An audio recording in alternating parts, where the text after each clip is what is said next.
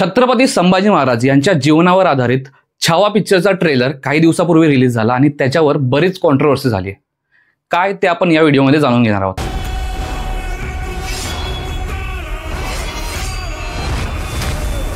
नमस्कार मित्रांनो, माझं नाव आदित्य. काही दिवसापूर्वी राम मंदिरच्या इनॉग्रेशनला 1 वर्ष पूर्ण झाला.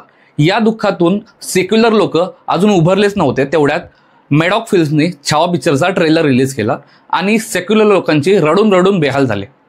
आणि दुसऱ्या बाजूला लोक या पिक्चरला इस्लामोफोबिक बोलताय. अरे, ज्या देशामध्ये एखाद्या राजाला त्यांनी इस्लाम नाही स्वीकारलं म्हणून त्याला मारून मारून बेहाल केले गेले, त्याला मारून टाकलं गेलं, आणि अशा राजाच्या जीवनावर, अशा राजाच्या इतिहासावर जेव्हा पिक्चर येतोय तर त्याला तुम्ही इस्लामोफोबिक बोलताय. साहजिक आहे मित्रांनो, यांना मिरची लागायचीच होती. कारण ज्या बॉलिवूडने औरंगजेबाला संत महात्मा आणि खूप महान राजा म्हणून सांगितलं गेलंय, या औरंगजेबाचा खरा चेहरा या पिक्चर मधून समोर येणार आहे. त्यामुळे साहजिक आहे यांना मिरची लागायचीच होती. जहां जहां भगवा रंग नजर आए उसे लाल कर दो.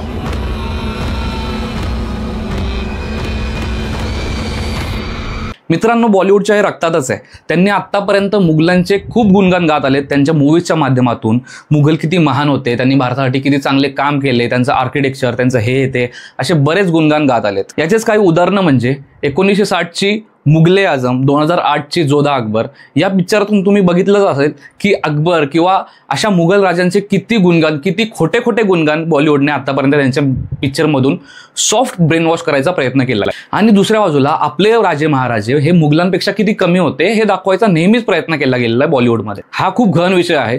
याच्यावर आपण एक सविस्तर व्हिडिओ बनवूयात नंतर कधीतरी. तर मित्रांनो, तुम्हाला एवढा अंदाज तर आलाच असेल की या बॉलिवूडने आतापर्यंत किती कचरा पसरवून ठेवलाय. पण हा येणारा छत्रपती संभाजी महाराजांच्या जीवनावर आधारित छावा हा मूवी हा सगळा कचरा साफ करायचं पोटेन्शियल ठेवतो. मित्रांनो, छत्रपती शिवाजी महाराजांनी या मुघलांच्या नाकामध्ये किती दम करून ठेवला होता याचा अंदाज आपल्या सगळ्यांना असेलच. पण 1680 मध्ये छत्रपती शिवाजी महाराजांच्या देहांतानंतर या जगातलं सर्वात लांब म्हणजे 27 वर्ष चालणारं युद्ध झालं औरंगजेबामध्ये आणि मराठ्यांमध्ये. औरंगजेबाला छत्रपती शिवाजी महाराजांनी उभारलेलं दख्खनपासून ते दक्षिण भारतापर्यंत हिंदवी स्वराज्य काबीज करायचं होतं. आणि या 27 वर्ष चालणाऱ्या युद्धामध्ये 9 वर्ष नेतृत्व केलं छत्रपती संभाजी महाराजांनी.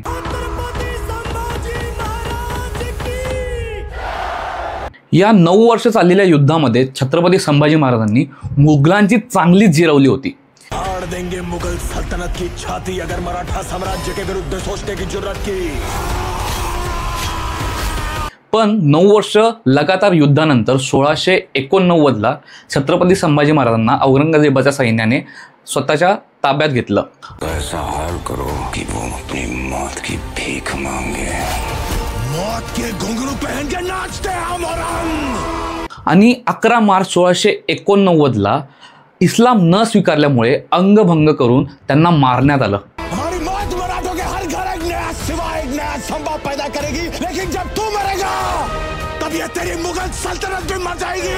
औरंगजेबाला वाटलं ही लढाई त्यांनी जिंकली, पण उलट हिंदवी स्वराज्य हे आपलं मराठा साम्राज्य याच्यानंतर वाढतच गेलं. आणि याच औरंगजेबाला आपल्या या महाराष्ट्राच्या भूमीमध्ये, आपल्या या शिवरायांच्या मातीमध्ये कुत्र्यासारखं मरण आलं. 1707ला याच महाराष्ट्राच्या भूमीमध्ये त्याचा मृत्यू झाला. तर मित्रांनो, आपल्या या महाराजांचा एवढा महान इतिहास पहिल्यांदा जगासमोर येतोय आणि या पिक्चरमध्ये बरेच जण चुका काढतायत. काही जण म्हणतायत छत्रपती संभाजी महाराजांना नाचताना का दाखवलं. काही जण म्हणतायत की याच्यामध्ये हिंदवी स्वराज्य, हिंदवी हा शब्द नाही वापरला गेला. ये संग्राम एक स्वराज बनाने का प्रयत्न है. स्वराज हर एक इंसान को सुरक्षित रखने के लिए ईश्वर की इच्छा है. हे राज्य व्हावे हीच श्रींची इच्छा. प्रत्येकाचं वेगवेगळं मत आहे. पण मित्रांनो, आपल्या सगळ्यांना माहिती आहे की छत्रपती शिवाजी महाराज आणि छत्रपती संभाजी महाराज सुद्धा कलेला किती प्राधान्य द्यायचे. आपल्याला माहितीच असेल की छत्रपती शिवाजी महाराजांच्या काळात सुद्धा लेझिम खेळली जायची. आणि या पिक्चरमध्ये जर छत्रपती संभाजी महाराजांना लेझिम खेळताना दाखवलं गेलंय तर ह्याच्यामध्ये कुठे वाईट आहे असं मला नाही वाटत. छत्रपती संभाजी महाराज किंवा छत्रपती शिवाजी महाराज खरंच लेझिम खेळत असतील का, काही नाचत असतील का, एवढा माहिती असणारा एवढा मोठा इतिहासकार मी नाही आहे. पण मला एवढं नक्की कळतं की त्याच्यामध्ये जर लेझिम खेळलं गेलेलं दाखवलं आहे त्यात कुठे चुकीचं मला नाही वाटत. हां, प्रत्येकाचं पर्सनल मत असू शकतं या बाबतीत. चुका काढणं, चुका दाखवणं हे गरजेचंच आहे, पण त्याच्यामुळे मूवी बॉयकॉट करा, मूवीला बघू नका हे म्हणणं खूप चुकीचं आहे. कारण पहिल्यांदा आपल्या महाराजांचा आपला खरा इतिहास जगासमोर येणार आहे. तर उलटून मला वाटतं की एवढ्या महान राजाचा इतिहास बघण्यासाठी जर हा मूवी येतोय तर हा मूवी आपण सगळ्यांनी आपल्या पूर्ण परिवारासोबत बघायला गेलं पाहिजे. या मूवीला सगळ्यांनी जास्तीत जास्त प्रोत्साहन दिलं पाहिजे, जास्तीत जास्त प्रतिसाद दिला पाहिजे आणि हा मूवी जास्तीत जास्त वेळ, जास्तीत जास्त महिने कसा चालेल याचा आपण प्रयत्न केला पाहिजे. कारण शेवटी हा आपल्या छत्रपती शिवाजी महाराजांवर आणि छत्रपती संभाजी महाराजांच्या इतिहासावर बनलेला मूवी आहे. तर नक्कीच हा मूवी बघायला जावा. काही चुका असतील, काही गोष्टी असतील, ते सांगितल्या गेलेल्या आहेत. दिग्दर्शकांनी त्याच्यावर कामही केलं आहे. त्यांनी सांगितलं आहे की काही चुका असतील त्या मूवीमधून काढल्या जातील. पण काही असेल या गोष्टी बाजूला ठेवून नक्की हा मूवी बघायला जावा. नक्की या मूवीला जास्तीत जास्त प्रतिसाद द्या. आपल्या सगळ्या परिवारासोबत हा मूवी बघा आणि सर्वात जास्त हा मूवी कसा चालेल याचा प्रयत्न आपण करूयात. पूर्ण जगासमोर छत्रपती शिवाजी महाराज आणि छत्रपती संभाजी महाराजांचा इतिहास पोचवणं हे आपलं कर्तव्य आहे. मित्रांनो, हे होतं माझं मत. तुमचं याबद्दल काय मत आहे कमेंटमध्ये नक्की सांगा. शेवटी एवढंच बोलेल, छत्रपती शिवाजी महाराज की जय. धर्मवीर छत्रपती संभाजी महाराज की जय.